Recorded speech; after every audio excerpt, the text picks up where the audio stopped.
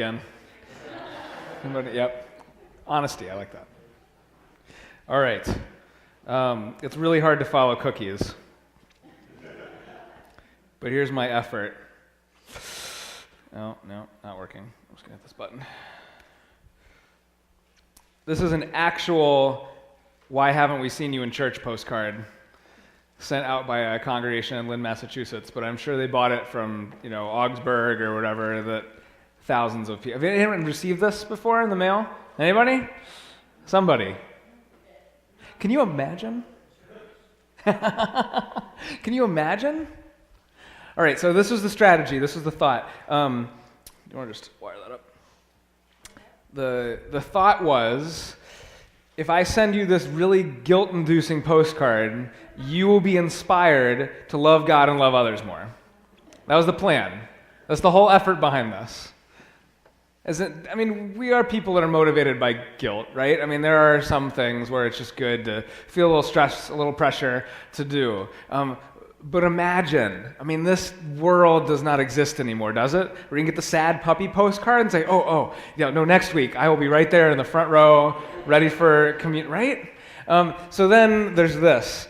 This is a warehouse in Maine, Portland, Maine, and you're looking at an open sign and a door. That's it. That's all that's there. It's actually a brewery, so they make beer in this spot. And it is stuffed full of people under the age of 30. Just crammed in. Is that fairly accurate, right? Just full. No sign, no address on the side of the building, right? No puppy postcards going out into the world reminding people that they exist and that they miss seeing them, right? It is just full of people. And, there's beer, so that helps. But you know what else is there? Is a community. There's something there that people walk into that says, you are cared for, you're valued, we notice if you're not here, we're glad that you're with us, right? You can picture this, can't you? The kind of place like Cheers, right, where everybody knows your name. This, for whatever reason, spurs in people's mind and their reality this understanding that they are part of something, that they're loved. And then I don't know how much they're loving God and loving others out of that place. I think they mostly just stay there. But I think for us it's a really good question, a really good thing for us to think about. So much of our training, of our experience, of what we have picked up on as church is to say all we need to do is remind people that we're here or guilt them into coming back, right? To do what we've always done. No one's ever thought that way, have you? No? And then we have this going on all around us, where you can put up an open sign next to a door on the side of a warehouse, and people find community and love and acceptance and something there. This is my other favorite. So, Disney World, I think. Maybe Magic Kingdom. Has anyone seen one of these before? I think so often, though, we could just put it right outside the narthex.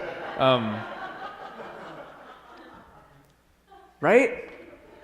Don't go out there to the other people that believe other things or do other things, because it's scary, and we just need to protect ourselves and keep our family close, right? Make sure your kids are under control. I'm just saying.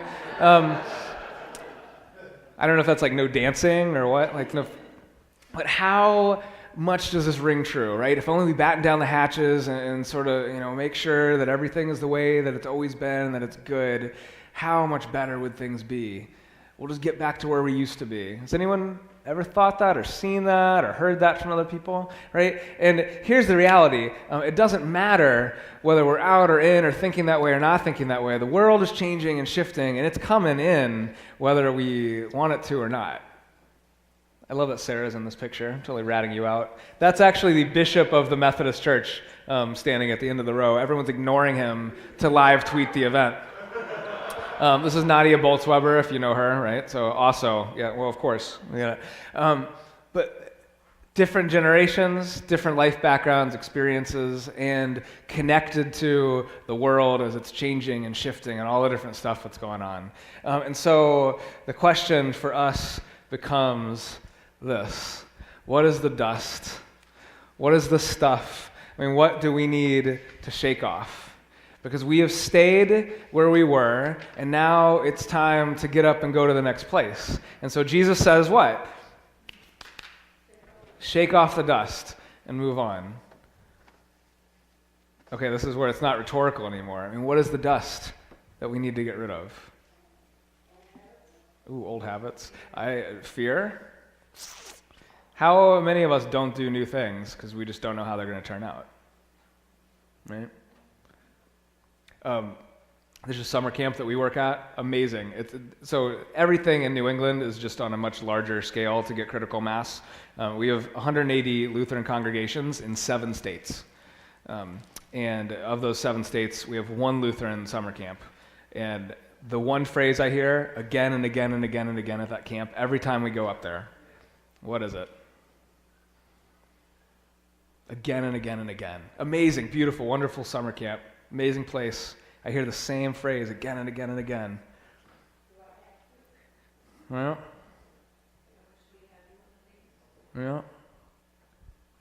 we don't do things that way. These are teenagers and college kids, and maybe a few of us that hang around that are a little older, right? I mean, this is the generation that's doing all sorts of things in all sorts of new ways, and what do they say again and again and again and again? Oh, you know how to say this. Come on. We don't do things that way. We don't do them that way. It's change. It's dust, right? But here's the question. Why do they say that? I mean, these are 14, 15, 16, 17, 20, 25-year-olds. Why do they say we don't do things that way? All right. No, but it's a good guess. What else? Why do they say it? No, but that's a good guess. It's a good guess. All they've ever known. That is a good guess. That's not it. Oh, we like the way things were. It's true, but not in this case. They don't want to do. No, that's not it. They have been deeply, profoundly moved and connected to God's love in that place. I mean, huge. And many of us, I think, have probably had a moment or a place and experience that we can connect that sounds like that, right? I mean, they have met Jesus at this camp, and it has changed their lives. They've been accepted for who they are for the first time. They've made friends that they're going to have for the rest of their lives, right? It is an amazing, incredible place, and God is palpable, not just an idea. I mean, God is there, and they see Him, and they share Him, and they see what that love looks like. And so they say, we don't do things that way, because they want to recreate that exact same experience for everybody else. Wouldn't you want to? I mean, the experience where you meet God, where you see God's love, where you are firing on all cylinders, loving God and loving others, and it is beautiful and perfect. Why wouldn't you want other people to have that experience, right? I mean, they are so inspired, so motivated, so ready to help other people have the experience, and yet they think it's the same experience that they had. I mean, the dust that they have in that place is to think that they're trying to recreate a moment rather than to share God's love. That they're trying to recreate a program or a way of being or to sing certain songs instead of creating an accepting, loving, beautifully inclusive place where other people can feel included and loved and accepted. You get it? Does that make sense? I mean, what dust do we need to shake off? Where are we sitting around saying, well, if only we did things this way again, or if only we sang these songs again, or only if we sat in this way? Not because it's wrong. It's because we've been moved and transformed, and those are beautiful moments that we had singing these songs and sitting in this place, right? But what dust do we have to shake off to realize that it's not about recreating an experience of God in this place. It's about opening ourselves to God in this place, the way that we were once or continue to be open to God. How's this going? Yeah? No? Yeah? So what dust? What dust keeps us from opening ourselves to loving God and loving others? Fear. For us, it's our desire to, we're afraid of doing the same thing twice in a row, because then we won't be creative or flexible or whatever, right? And what else? What dust? Past experiences, good and bad? What dust?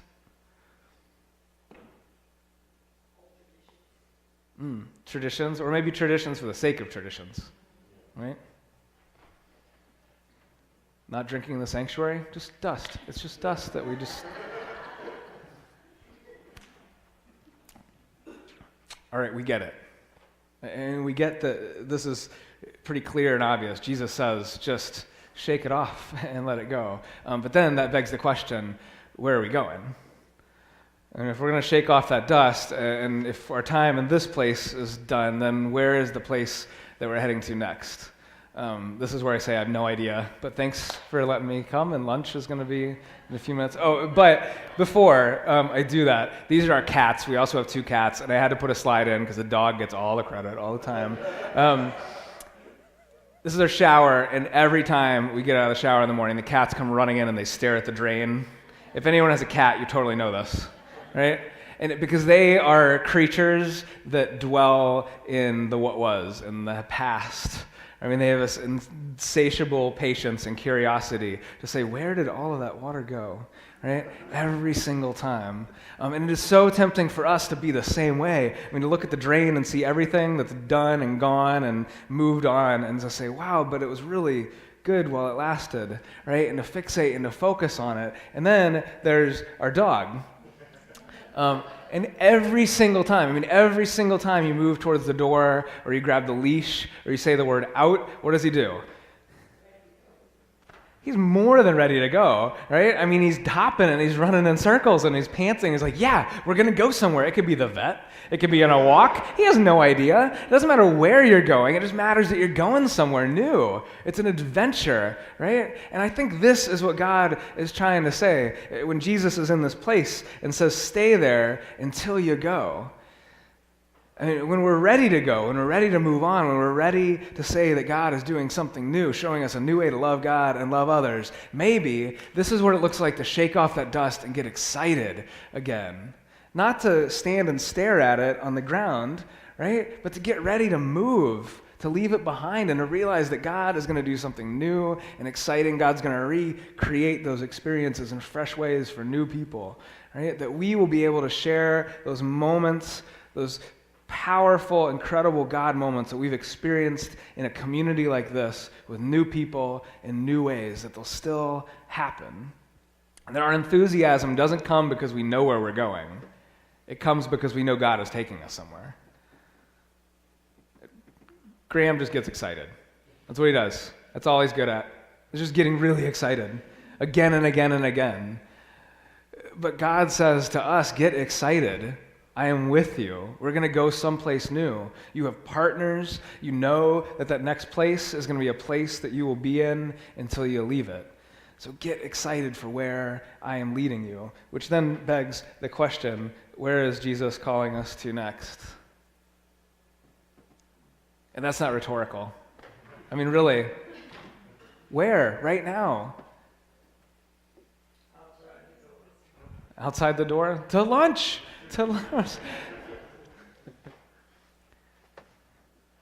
If you heard the last little bit, you know that ours is not to know exactly what God is going to do or where God is going to take us, but we are to get excited about it. And so maybe the question would be better put, how do we get excited to follow where God is leading us to next? How do we do it? How do we get excited? I mean, that we have been put in this world to love God and love others, right? We get it. It's simple. Now, if you keep backing up, remember Genesis? What day did we all show up? 6th day. And the first full day that we have on this earth, we with God. And the animals and the... Right? I mean, this is what we have in the very beginning of Scripture. This is how we get excited. This is how we prepare ourselves to go to that next new place. God says, I have given you this place, and all it is good and holy. I made this world, and it is beautiful, and you are in it, and you have gifts, and you are beautiful too. Now, rest with me and soak it in. What would it look like for us to rest first and to soak in all of God's goodness? I mean, to be able to name what God is doing right here, what God has made, what we are good at. What would that look like? If we just took some time to get excited about all of the things that God has right here around us. How many council meetings do you have where that is the primary focus of your whole hour, hour and a half, 8 hours, whatever they are here? No. I mean, what's it about? Well, we have whatever, I don't know what you have, but the mortgage, or we have to figure out this program, or our Sunday school attendance is down, or maybe we should consider move, right? What would it look like if we took a cue from Genesis and the first thing we did was rest in God and soak in with God all of the goodness of creation and what's around us? That might be a little rhetorical, but think about it. I mean, what would that look like here, wherever you're from? What would it look like to first rest in God? I don't think resting in God is sleep. I think resting in God is taking a moment to soak in the beauty that's around you. I mean, we've all been so busy that we've just trucked past something amazing, right? And what would it look like to put on the brakes and to realize that the first place that we start at is of a place of observing and reflecting of everything that's around us? All right, that was the first thing, but then what happens next? We had Genesis, and then what was the next reading? It was a test. You've been here the whole morning. Yeah, what was it about? Well, she just said, don't do this. I'm going to really suffer for that later. Does anybody remember? What was number 2? What was the second reading? What was it about? You don't have to know. Love God, love others, right? That was it. Sorry, I should have just done a little one. Yeah. We've been doing this all morning, but this is what happens. This is what happens. We make it too hard. It couldn't be the love God, love others one, right? I mean, what was it? It was Matthew 6, and there was the these and the thous, and there were 8 verses, right? No. What is the greatest commandment? Love God. And the second one is like it. Love others. Rest in God's goodness. Look around. See what God is already doing, what God's already placed here, all the gifts and people and stuff that's right here. And rest in that. And then when you get up,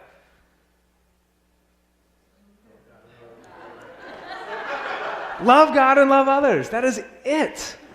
That is it. That is why we are church. That is what God has made us to do. And finally, the reminders of how we do it. Right? Don't go it alone. I mean, none of us are meant to create the perfect program or go invite the right person, right? We are meant to team up, to pair up, to be church. We realize that God sends us out as a community, as friends and partners, not as individuals, and to go out into the place where we are and stay there. So we're just going to stay here for the rest of the day. And what does it look like to keep our head in the game, to stay where we are, where God has placed us, who we are, where God has put us, until it's time to leave? Because it's so easy to get caught up in what was and to stare at what happened back then, and it's so easy to think about what could be. What does God tell us to do right now? Stay where we are until we go somewhere else. I still have 10 minutes, but I don't know what else to say. I think this is the image that I resonate with so much because it reminds me that God is everywhere, that God is doing so many unexpected things, and that often we overcomplicate things. I mean, how many of us think that we need a marketing plan or better programs or for anything, for our business, for the places that we work, for our church, right? This is what the world tells us, that you just need to layer on all this stuff and do all these things and think better and be more effective, right? And what does God say? Rest. Love God. Love others. Know that you're not going it alone. And when it's time to move on to the next place, to shake off all the stuff in the past that just needs to stay there and to move forward. First step. Yeah. When you're establishing your church, and you said it took you 18 months, how did you know that it wasn't time to move on, give up and move on? It still takes 18 months. How do you know when it's time to move on? I don't know. I haven't moved on yet. But I get the question. I think that, yeah. I think it comes back to, am I going to be able to find it? Yeah. When you're excited again. When we move from this to this, right? I mean, when we let go of the dust and the stuff that used to be and we get excited again, I think that's God saying, it's time to go to a new place. And to listen. To listen to that. I mean, part of this rhythm, right? If you work for 7 days and then you start your week over, what happens? No one has ever pulled a 7-day work week? I'm glad that you all get your days off. Have you ever done this? You got an especially busy season. I know that some people farm and do that kind of stuff, right? I mean, when you get to get the harvest in and you just work, what happens? You get more than tired, right? I mean, you start to lose your ability to function. Fair enough? When you think of rest and work like a pendulum, I mean, so often we don't realize it's time to move on and we just keep working at the same thing and working at the same thing. But eventually, if you don't take your rest, it just stops moving. You know, if you don't take your rest, you just fall apart. You lose your ability to do any of the things that you used to be able to do easily, right? And we know what it's like to function on too little sleep or too much coffee. And so often I think what Genesis is saying to us is don't forget to rest. And when you rest, you'll be able to listen. And then when you listen, you'll see God. And then you'll get excited again. And then you'll see the next place to move on to. I mean, maybe it's just as simple as stopping all the work, stopping all the effort, to stop trying long enough to let God show us where God is leading us. Yeah.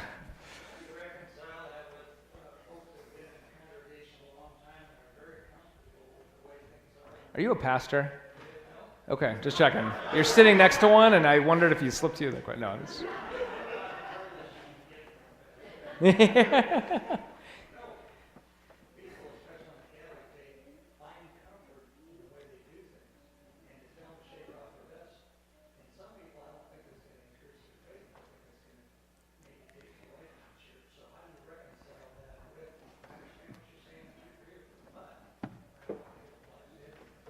If it's dust, if you're shaking off dust, then that moves us on to that next place. Dust isn't a synonym for tradition or ritual or liturgy. Dust isn't a synonym for doing things the way we used to do them. Right? I mean, dust is that stuff that clings to us that is, a little opaque, right? You know what it's like when you get a lot of dust on your window, and you have to kick your wipers on. You can't see, right? So if it's actually dust that we're shaking off, I don't think that it harms our faith or is asking us to set aside things that are meaningful or where God is present and doing stuff in our life. And I think that's part of the challenge, is that we, especially in church, right? Our liturgy, our buildings, all of the things that we do, we equate with who we are and what God is doing through us. We draw such a connection to them that if we're not in the same space and we're not using the same prayers and we're not doing the same kind of worship, then, we're not church. God's not there. And I don't think that's this at all. I mean, I think so much of what we do stays the same in terms of form and function and place, but that enthusiasm, that sense of mission and purpose again, that loving God and loving others, that's what shifts. And that's where God shows us new ways to be and do things. And so often our comfort, right, is not, what am I going for? I think comfort can be misunderstood a lot of times, and we can think that comfort means comfortable. Comfort is not always comfortable. I mean, we've all been in a place just a little too long, even though it was a nice, easy place to be in, and we're not pushed, and we're not challenged, and we forget what's good, we forget what we're good at doing. And even though there's comfort there, it's not that we're necessarily comfortable with it. Is that like way too many analogies and wordplays?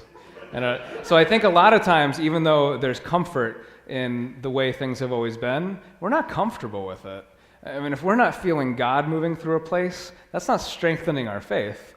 That's not making us church. That's not helping us, live out what God's made us to live out. So even though there's comfort there, it's not necessarily comfortable. I don't know. We should move on to another question. He's nodding.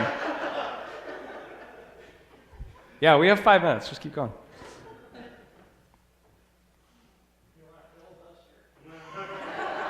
I have before. That's a dangerous thing to say to a pastor.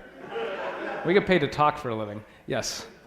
I sometimes get the feeling that a lot of our members show up because of Sunday morning. They don't necessarily show up expecting to have an experience with God that Sunday. They're not coming looking for that. They're coming for fellowship or they're coming because it's Sunday morning. Yep. How do we counteract that? Let God be God. I mean, I think there are so many things that we do every single day because we just need to do them, and they're not necessarily profound. I mean, how many people ate breakfast this morning, and it didn't taste especially amazing, or it wasn't like a moving experience? But some days you eat breakfast, and it really hits you. How lucky and blessed we are, or it's an especially good meal. Or, you know, I mean, I think some of the ritual and the tradition and the rhythms of our life, we do because we do them. And God shows up in surprising ways and unexpected times. Anybody that, and there are church movements that try to do this, that thinks that we can engineer our space or our music or our different things to make God happen or to make God more alive or for some moment to occur, is just manipulating our emotions, right? I mean, God works in many and mysterious ways, and it's often, many of us have encountered God most profoundly and deeply in the dark night of the soul, not in everybody clapping and happy and all together in worship, right? And yet it's having community week after week and people we know we can trust on gathered together that helps us be there when God shows up.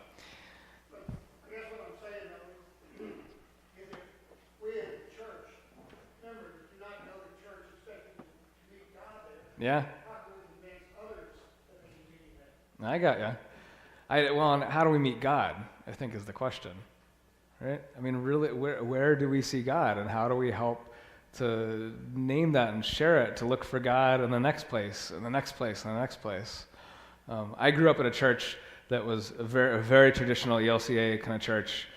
In some ways, we were about half African American and had just this really odd sort of inner city vibe. It was just different. It was a different kind of church, even though we were very much traditional Lutherans. And I rarely connected to God in worship in that place. I went to church all the time when I had to. And for me, it was the kind of place where there was a lot of love and community. I mean, there were people there that I wanted to be like and grow up to, you just respect profoundly the way that they are generous and caring and the work that they do for their community, right? I never met God in worship in that place the way that I have in other places, worshiping in other ways. And yet, I'm a pastor and a Christian and who I am because of that community, doing the thing where I never necessarily, always profoundly felt God again and again and again. And they still do it, and other people are still being strengthened in faith, even though that's not necessarily the place where they get excited and encounter God, and that's not the moment that they would share. Our ability to be community, our willingness to stay with one another through thick and thin, that can be just as profound in the long run an experience of God than momentary, hours or blips or moments where we see God in big, powerful ways. So it's when 40 years later you're looking back and you realize that place loves me for who I was week after week after week, even when I didn't love and appreciate them. That God is present in that place, even though I would do everything differently and say things differently and have it right. So I think that's part of it too, is to realize that our perspective of God has to be both in the moment and also long term. The more I talk, the more obfuscated my answers get, don't they? I should really. Anything else? What do you think the basis of your wanting to start this new church is in your own life? What do you think? Right. Oh, craziness.